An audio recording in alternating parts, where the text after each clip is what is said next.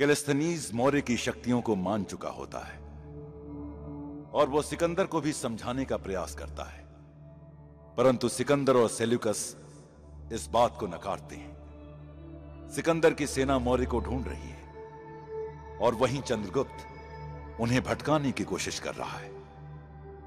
जंगल में लियोनाइडस की नजर मृगनैनी पर पड़ती है और उसके मन में मृगनैनी के लिए कोई विचार आते हैं, जिसका एहसास चंद्रगुप्त को हो जाता है। अब तक जहां चंद्रगुप्त उनके साथ आंख मिचौली खेल रहा था, मृगनैनी को बचाने के लिए वो उनके सामने आ जाता है और सिकंदर की सेना को मार गिराता है। चंद्रगुप्त को इस तरह सिकंदर की सेना को मारते देख मृगनैनी चंद्रगुप्त से घृणा करने लगती है, किंतु घायल चंद्रगुप्त मृगनैनी को समझाने का प्रयास करता है, परंतु रक्त बहने की वजह से घायल चंद्रगुप्त मूर्छित हो जाता है।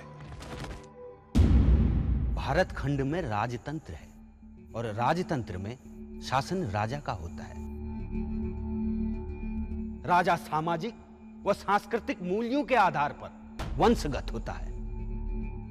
राजा का बड़ा बेटा राजा होता है और जो एक बार राजा बन जाता है वो फिर मृत्यु तक राजा बना रहता है। राजा चाहे दुराचारी हो या अभिचारी, इसका मूल्यांकन केवल ईश्वर कर सकता है। इसलिए राजा जो भी करता है उसे अनुचित नहीं कहा जा सकता है। राजा को अपदस्थ करने का प्रयास या उसकी सत्ता या शक्ति का विरोध ईश्वर का विरोध होता है।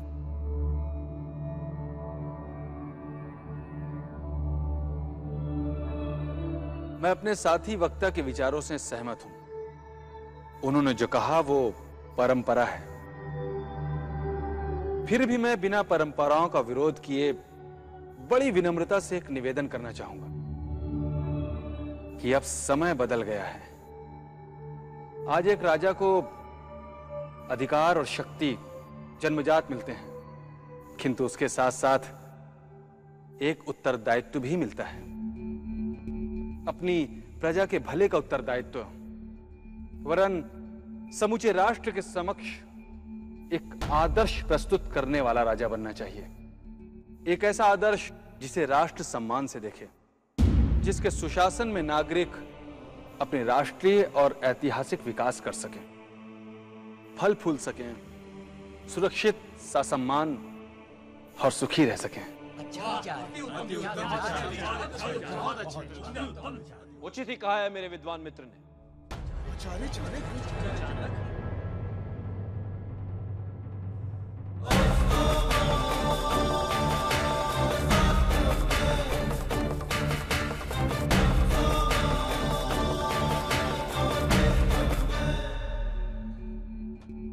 किंतु एक राजा अपनी प्रजा पर मात्र शासन के लिए सभी मनमाने अधिकारों का केंद्र नहीं हो सकता, क्योंकि मेरे विचार से राजा को एक निश्चित समय के लिए शासन मिलना चाहिए, जीवन भर के लिए नहीं।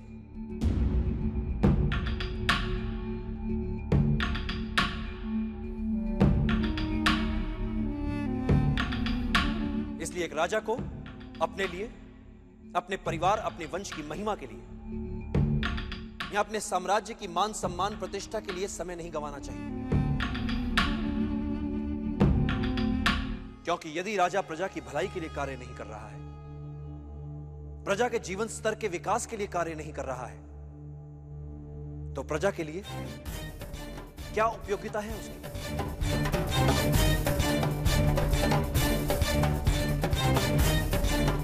मैंने तुमसे कहा था ना कि चाणक्य बहुत गुणी है। एक राजा का शासन तभी तक तर्कसंगत है जब तक वो प्रजा के हित में है, अन्यथा उसका कोई अर्थ नहीं, कोई औचित्य नहीं।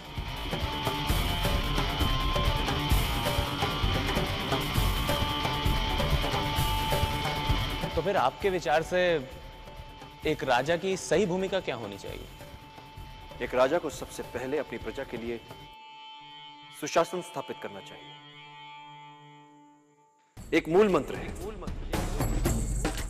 बहुजन हिताय बहुजन सुखाय।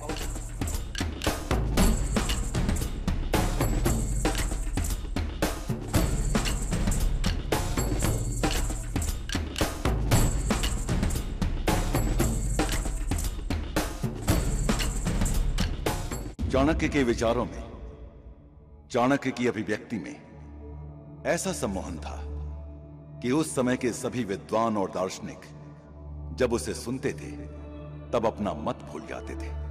चाणक्य के विचार ही उन्हें सत्य दिखने लग जाते थे।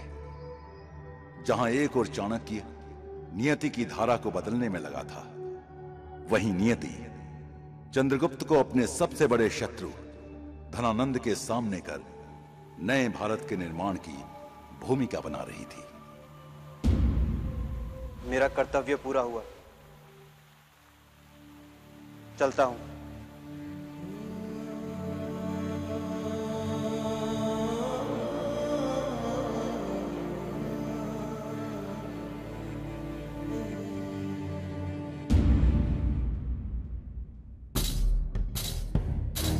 महाराज, राजकुमारी मृगनयनी सुरक्षित लौट आई हैं।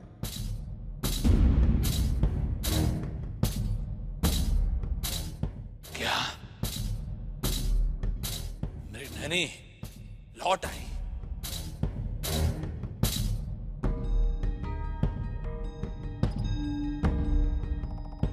महाराज, किसी वीर योद्धा ने राजकुमारी को यमनों से युद्ध करके बचाया है। क्या? तो रोको उसे। हम उसे भी पुरस्कृत करना चाहते हैं। जाओ।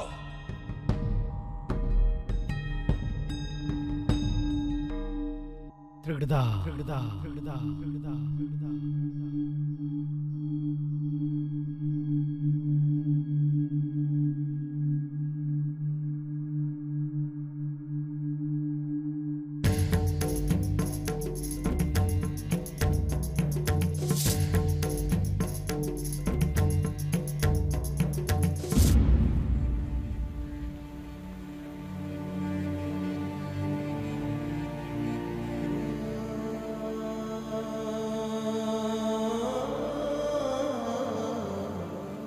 रुको वीर,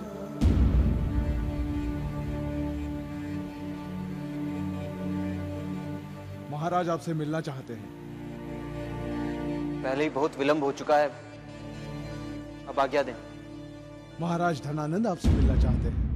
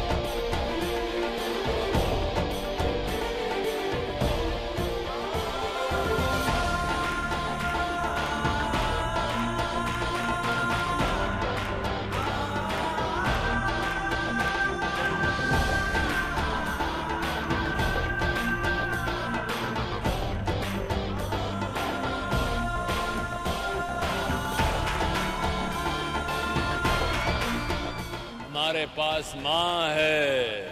माँ माँ माँ माँ।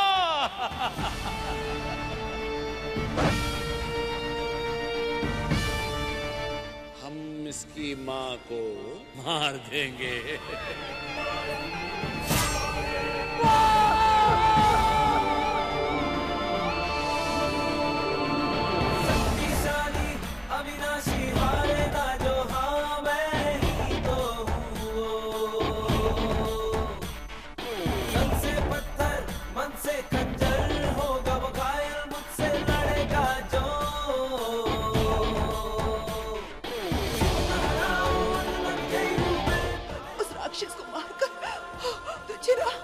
तुझे मगध के लोगों को मुक्ति दिलानी है मेरे बच्चे। अपनी माँ को वचन दे चंदू, मैं अवश्य ही तेरा सपना पूरा करूंगा।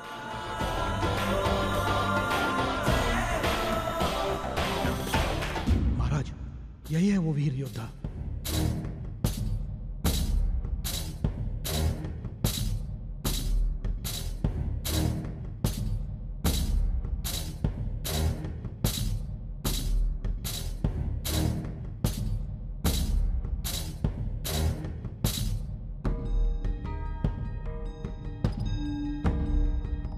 श्रीमान, कृपया अपने सभी हथियार हमें दे दें। इन्हें क्षमा करना वीर, सुरक्षा कारणों से करना पड़ता है ये सब।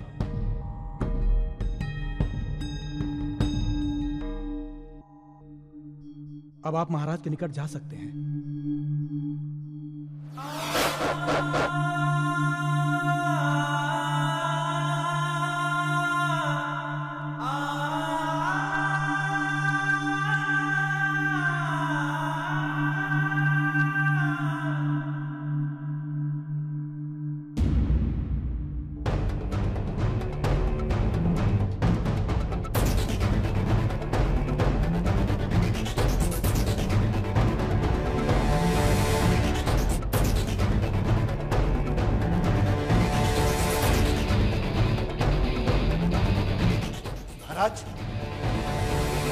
महाराज चाणक्य का पता चल गया।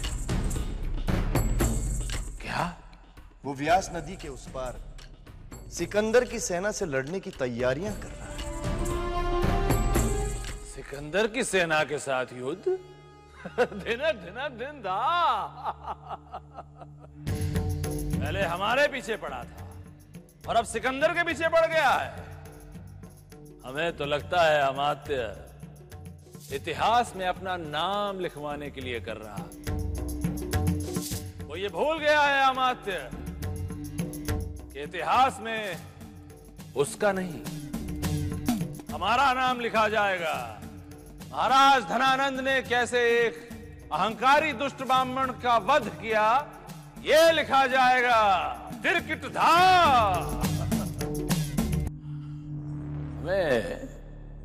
हमें ऐसा लगता है अमात्य, ये जो शुभ शुभ हो रहा है वो इस लड़के के कारण हो रहा है।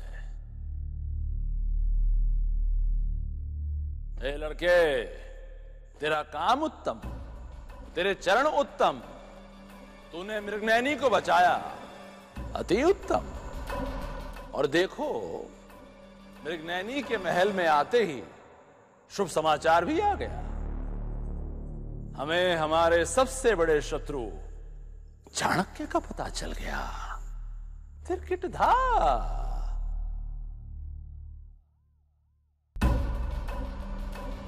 लड़के आओ, निकट आओ।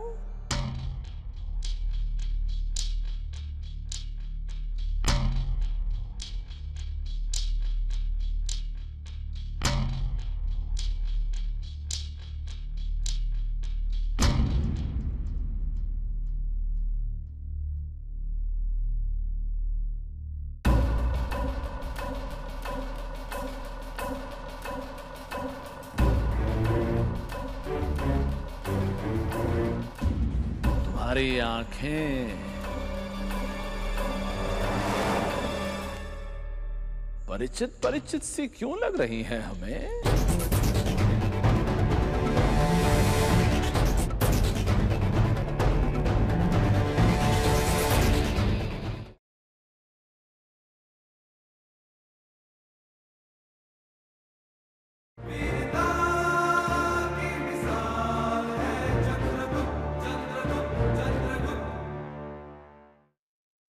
लड़के आओ, निकट आओ।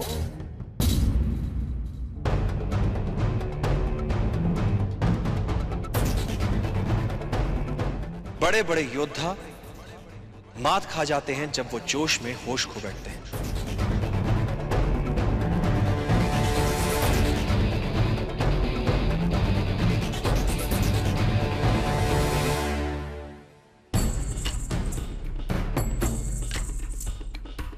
युद्ध नीति कहती है कि वार सदैव अवसर देखकर ही करो। जब तुम्हारे सामने दो शत्रु हो तो दोनों को एक दूसरे के विरुद्ध रखना ही नीति है।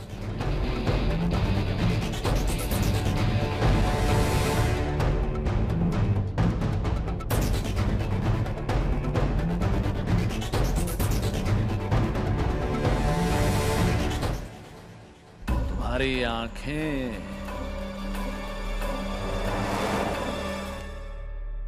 परिचित परिचित सी क्यों लग रही हैं हमें?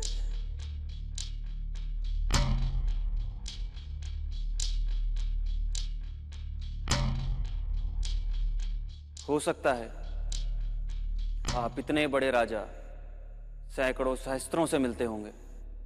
संभव है मुझे भी बचपन में कभी कहीं देखा होगा आपने। हाँ, नाम क्या है तुम्हारा?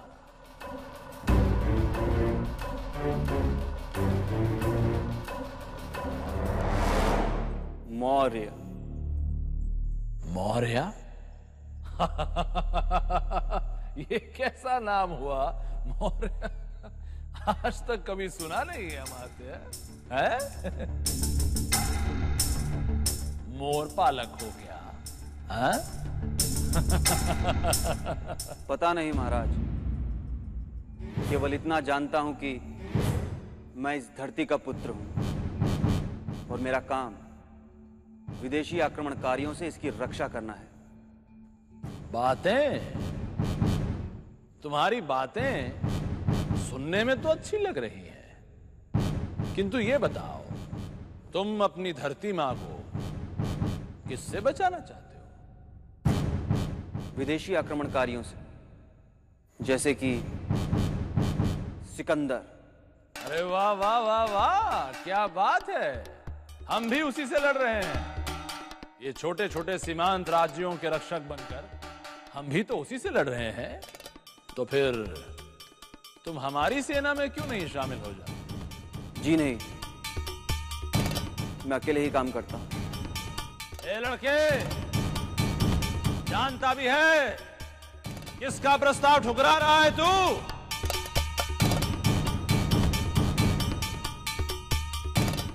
मांगो मांगो, क्या चाहते हो? मगधपति धनानंद को कौन नहीं जानता महाराज। और रही बात मांगने की, तो सही अवसर आने पर अवश्य मांग लूंगा एक दिन। भाग गए तेरे तेवर, हमें भाग गए। किंतु कहां से आए तुझमें ये तेवर? आप ही ने सिखा दिए महाराज। दादा तिकर हम प्रसन्न हुए। धनानंद के द्वार सदा तुम्हारे लिए खुले रहेंगे। हम उस दिन की प्रतीक्षा करेंगे जब तुम स्वयं आकर अपनी इच्छा अनुसार हमसे पुरस्कार लोगे। मैं भी उस दिन की प्रतीक्षा करूंगा धनानंद, जिस दिन मैं तेरा वध करूंगा।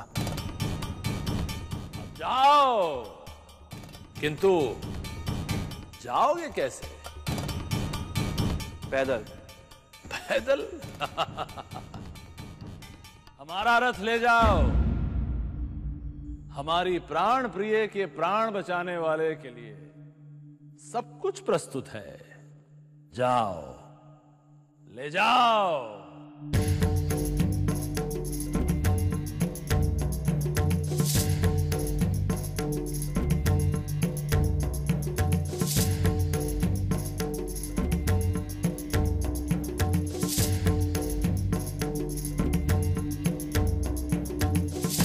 महाराज, पता नहीं ये योद्धा मौर्य देखा देखा सा लग रहा है। वो आंखें और वो स्वर। छोड़ो अमात्य ये सब। 4 वर्षों से हम उसे ढूंढ रहे हैं। इस बार वो हाथ से नहीं निकलना चाहिए। जाओ। और तब तक हम मृगनैनी के पास जाते हैं। तिकड़धार।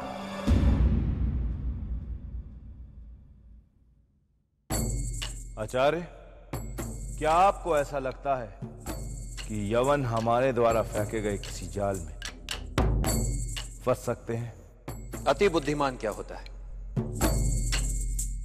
सामान्य बुद्धि चातुर्य से कुछ अधिक संकट में बुद्धिमान नहीं, वो बचेगा जिसमें अनुकूलन की क्षमता अधिक हो, जिसने स्वयं को परिस्थितियों के अनुरूप ढाल लिया हो, वही संकट से बच पाएगा। और यही सार्वभौमिक नियम है। हम यवनों के लिए ऐसी ऐसी परिस्थितियों का निर्माण करेंगे जिनमें स्वयं को वो ढाल ही नहीं पाएंगे, और ज्यों ही ऐसा हो जाएगा वो सभी इस देश को छोड़कर चले जाएंगे। यवनों का यूं वापस चले जाना, यह विचार तो मुझे कोसों दूर का लगता है आचार्य। फिर भी आप राजनीति और दर्शन के विद्वान हैं, परंतु मैं आपसे एक बात कहना अवश्य चाहूंगा कि जो कार्य आप करने की चेष्टा कर रहे हैं आचार्य, उसमें बहुत संकट है। इससे तो अच्छा होगा कि हम यहीं बैठकर यवनों का इंतजार करें, प्रतीक्षा करें उनकी, क्योंकि कुछ ही दिनों में यवन के सैनिक ब्यास नदी को पार करेंगे और तब मगध उन्हें देख ले। महाराज, यवन तो व्यास नदी के किनारे खेमा गाड़े कब से उचित समय की प्रतीक्षा में बैठे हैं। आप बताइए, किया क्या है अब तक उसके लिए मगध ने?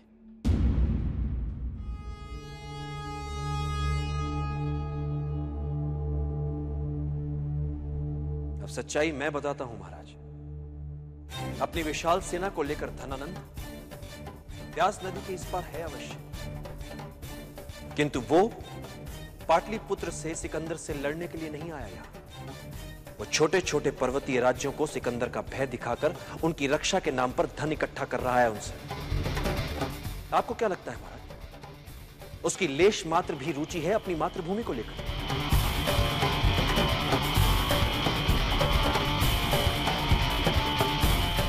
कभी कभी विजय प्राप्त करने के लिए पराजय का संकट उठाना पड़ता है।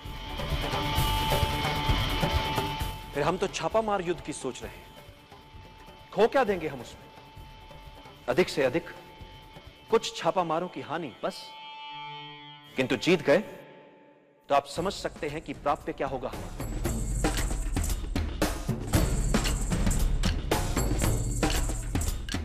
तो आप ही बताइए आचार्य कि हमारी क्या रणनीति होनी चाहिए। चंद्रगुप्त का अगला चरण यवन सेना के भारतीय सैनिकों को भड़काना है, किंतु इससे कार्य पूरा नहीं हो। उन्हें बाहर से किसी शक्तिशाली सेना के सहयोग की आवश्यकता पड़ेगी ताकि वे सिकंदर पर आक्रमण कर सकें, और यह सहायता आप कर सकते हैं महाराज। और महाराज, सिकंदर ने भी तो आपके विरुद्ध इसी भीतरघात वाली तकनीक का उपयोग किया था युद्ध में।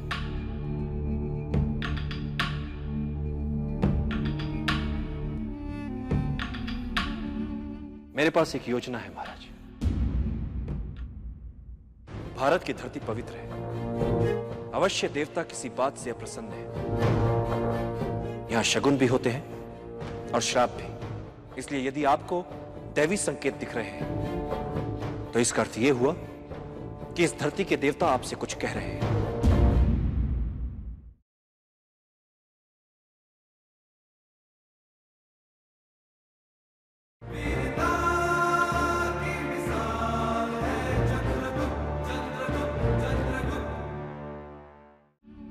मेरे पास एक योजना है महाराज।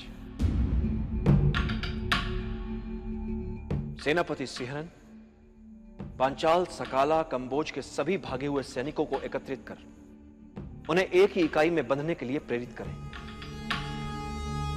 और इसके लिए हमें बहुत सारे धन की आवश्यकता पड़ेगी महाराज। परंतु आचार्य, हम धन से तो आपकी कोई सहायता नहीं कर सकते, क्योंकि हमारे धन पर तो अब सिकंदर का नियंत्रण है। तो ऐसी स्थिति में आपको अपना ही धन चुराना पड़ेगा महाराज। नीति शास्त्र के नियम के अनुसार पाप केवल एक ही होता है, चोरी। जब आप किसी की हत्या करते हैं तब आप उससे उसका जीवन चुराते हैं। जब आप मिथ्या कहते हैं, तब दूसरे के सत्य बोलने के मौलिक अधिकारों को आप उससे चुरा रहे होते हैं। जब आप किसी से विश्वासघात करते हैं, तब आप उससे न्यायोचित अधिकारों को उससे चुरा रहे होते हैं। किंतु जिन्होंने बलपूर्वक अपना अधिकार जमा लिया हो, ऐसों से अपना ही धन चुराने में कैसा पाप, विशेषकर तब जब वो अपनी ही मातृभूमि के लिए प्रयोग में लाया जा रहा हो ही नहीं सकती ऐसी चोरी पाप। और यवनों से, उनसे मैं क्या कहूंगा? किसने की है ये चोरी? मौर्य के सर मर दीजिए इस चोरी को।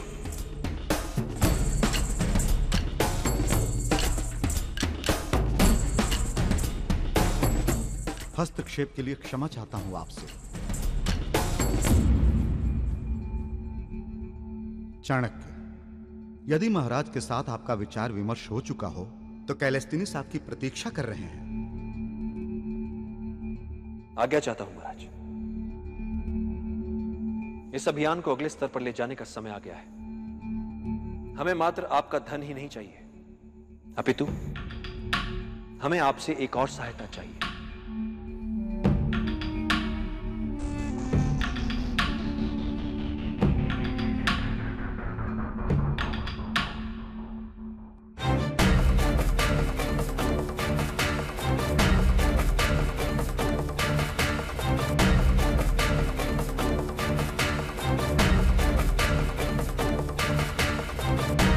महाराज, क्या कहकर गए हैं चाणक्य?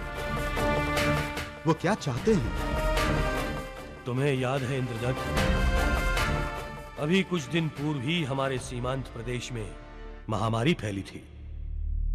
आचार्य को वहीं का एक संक्रमित चूहा चाहिए।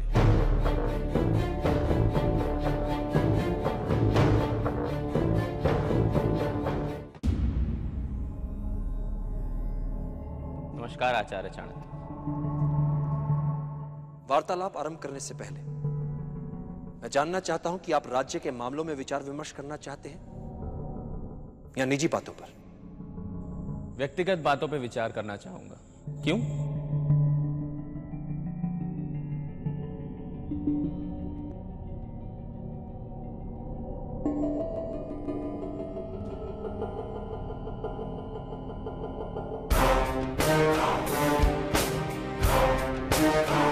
राज्य से मिले तेल का प्रयोग मैं राज्य संबंधी विचार विमर्श के लिए करना चाहता हूं, निजी या व्यक्तिगत विचार विमर्श के लिए नहीं। आप शगुन और अपशकुन में विश्वास रखते हैं? हाँ। क्यों? किसी देश का राज चिन्ह जल जाए तो उसका क्या अर्थ है? राज चिन्ह जलने का अर्थ उस देश के लिए पूर्व चेतावनी जिस देश का यह राज चिन्ह है।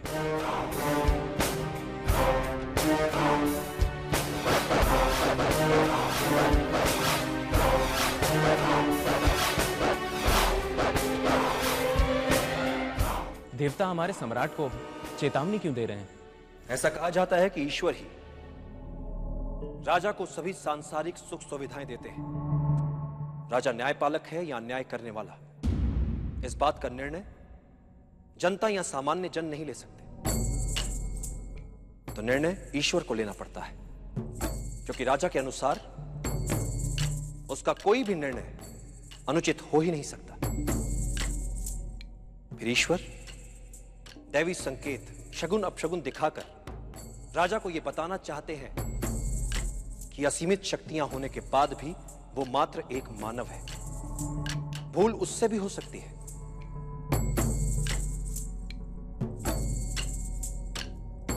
और जो भी राजा स्वयं को ईश्वर मानने लगता है वो मूर्ख होता है। अपशकुन से देवता राजा को संकेत देते हैं कि वो उससे अप्रसन्न हो रहे हैं। राजा अनुचित मार्ग पर चल रहा है और कोई भी राजा देवताओं को अप्रसन्न करके सफलतापूर्वक शासन चलाने का सपना नहीं देख सकता। तो आपके विचार में चाणक्य, देवता जिस राजा को अपशकुन पे अपशकुन भेजें, उस राजा को क्या करना चाहिए? इस धरती के देवताओं को प्रसन्न करने का कोई उपाय है?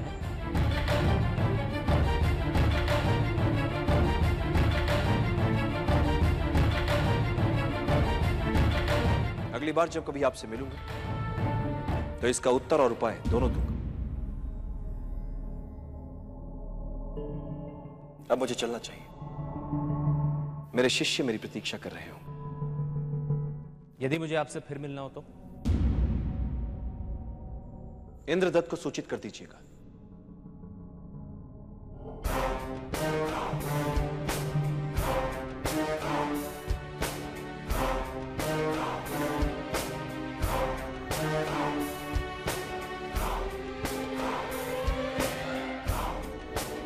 भारत की धरती पवित्र है। अवश्य देवता किसी बात से अप्रसन्न है। यहां शगुन भी होते हैं और श्राप भी। इसलिए यदि आपको दैवी संकेत दिख रहे हैं तो इसका अर्थ यह हुआ कि इस धरती के देवता आपसे कुछ कह रहे हैं।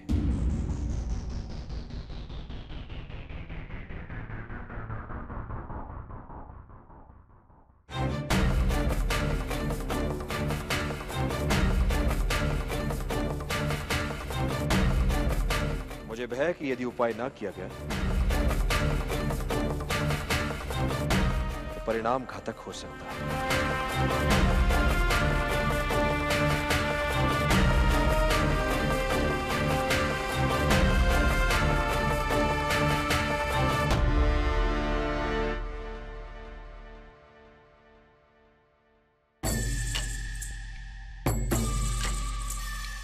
क्या किसी ने साकाल से आए उस सैनिक को देखा है? नहीं तो? अगर वो किसी को दिखाई दे तो तुरंत उसे पकड़कर मेरे पास ले आना, समझे? अगर हमने उसे नहीं पकड़ा तो लियोनाइडस उग्रदत्त को मार देगा। क्या?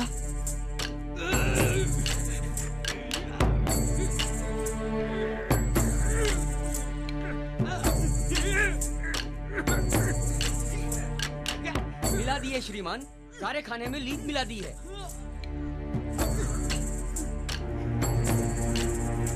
लाओ वो खाना उग्रदत्त को।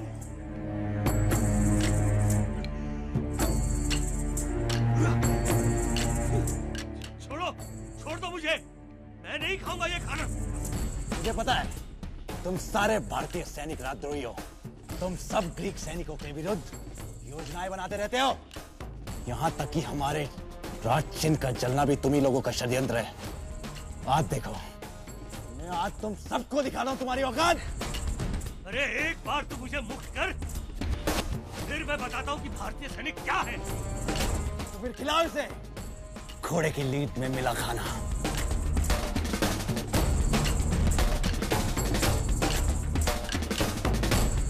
हमें क्षमा करना उग्रदत्त, हम आदेशों से बंधे हुए हैं।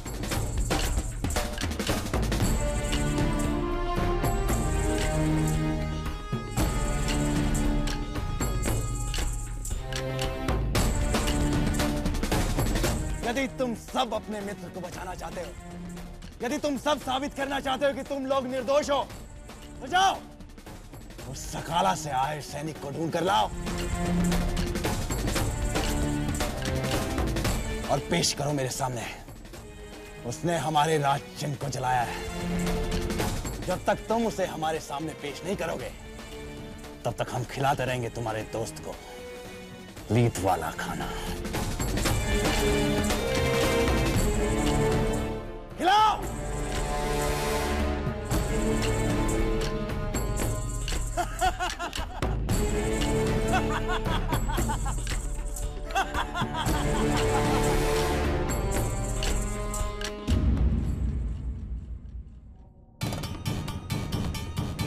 यहाँ नहीं है वो सकाली।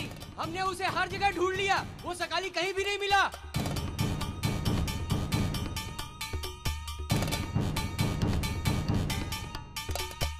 अगर वो नहीं मिला तो लियोनाइडस उग्रदत्त को मार देगा। कहाँ छुप के बैठा है तू सकाली? कहाँ छुप के बैठा है तू सकाली? कहाँ छुप के बैठा है तू सकाली? कहाँ छुप के बैठा है तू सकाली?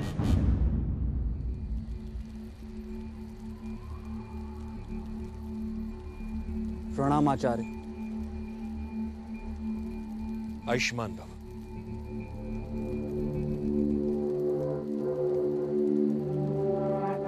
साधु चंद्रगुप्त, साधु। तुमने यवनों को मार दिया, अच्छा किया।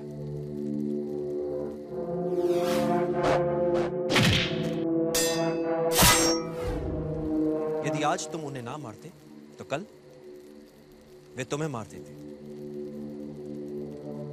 ये यवन, ये तो किसी अलग प्रजाति के मानव हैं। असाधारण शक्ति, अति बुद्धिमता।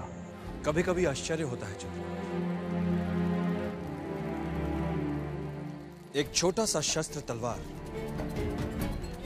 बड़े से बड़े विद्वान का किंचित मात्र प्रयास से वध कर देती है।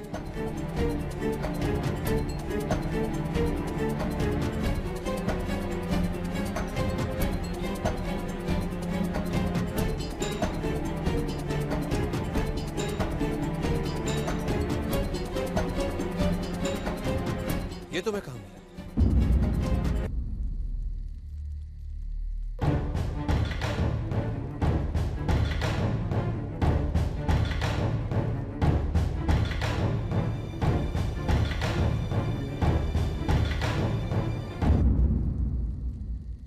एक बार यवनों को जब मिटा देंगे या हटा देंगे, उनसे जब अपनी मातृभूमि को मुक्त करवा लेंगे, फिर पराजित करना है धनानंद को, और फिर होगा निर्माण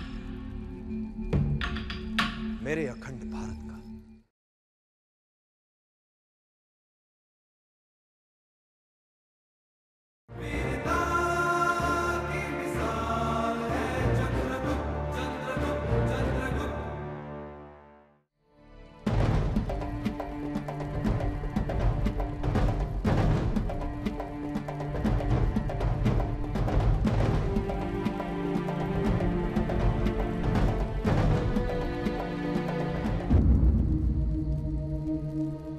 क्या हुआ चंद्रगुप्त?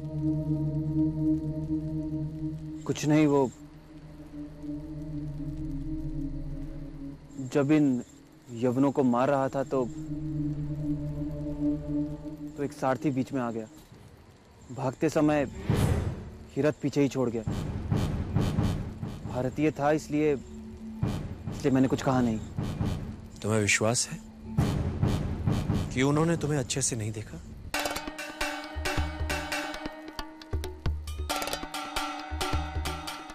तुम तो मानव होकर भी पशु हो, लोगों का रक्त बहाकर आनंद लेने वाले जंगली पशु।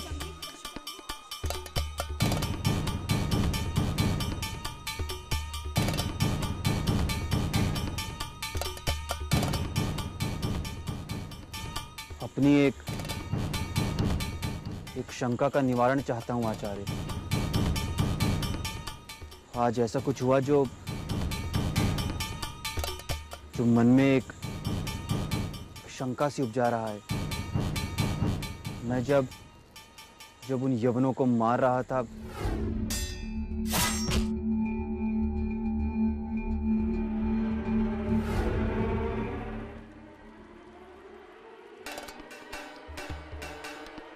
क्या हुआ चंद्रगुप्त? तुम तो मानव होकर भी पशु हो, लोगों का रक्त बहाकर आनंद लेने वाले जंगली पशु। क्या हुआ? बोलो। मैं जब उन यवनों को मार रहा था, किसी मानव का रक्त बहाने वाले जंगली हत्यारे, तो भारतीय मुझे क्रूर, हिंसक, बर्बर और हत्यारा कह रहे थे।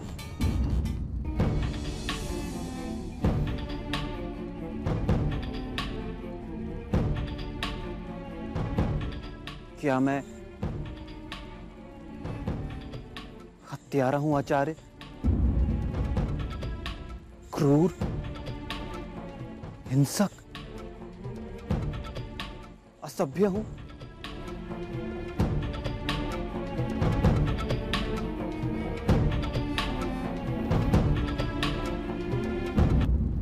धर्मानुसार हमें अपने पापों का फल इसी जन्म में भुगतना पड़ता है।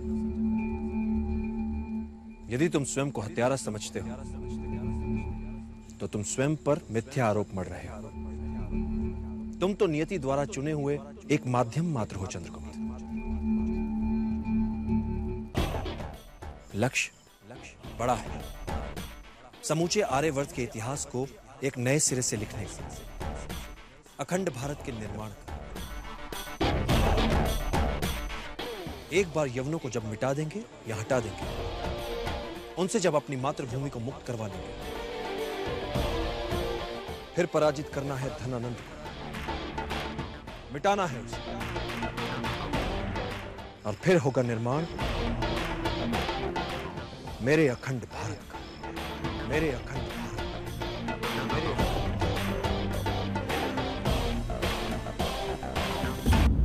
मेरे लिए क्या आज्ञा है आचार्य? पहले स्तर के प्रयास हो चुके हैं और दूसरे स्तर के प्रयासों का समय आ गया है।